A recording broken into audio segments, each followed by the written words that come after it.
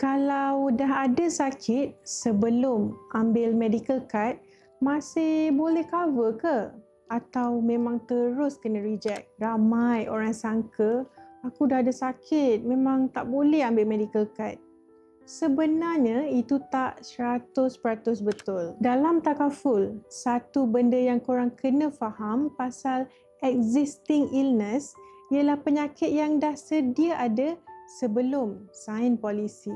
Dalam industri takaful, kita ada proses yang dipanggil underwriting. Ini adalah fasa di mana syarikat takaful akan menilai tahap risiko kesihatan korang sebelum polisi diluluskan. Jika korang ada penyakit sedia ada yang tidak kritikal, syarikat biasanya akan keluarkan counter offer. Polisi tetap lulus, tapi akan ada exclusion atau pengecualian perlindungan untuk penyakit spesifik tersebut sahaja. Lebih baik ada perlindungan yang kurang sikit daripada langsung tak ada perlindungan bila kecemasan berlaku. Sekurang-kurangnya 90% risiko lain dah selamat. Medical card bukan untuk cover sakit lama, tapi untuk lindungi risiko sakit di masa depan.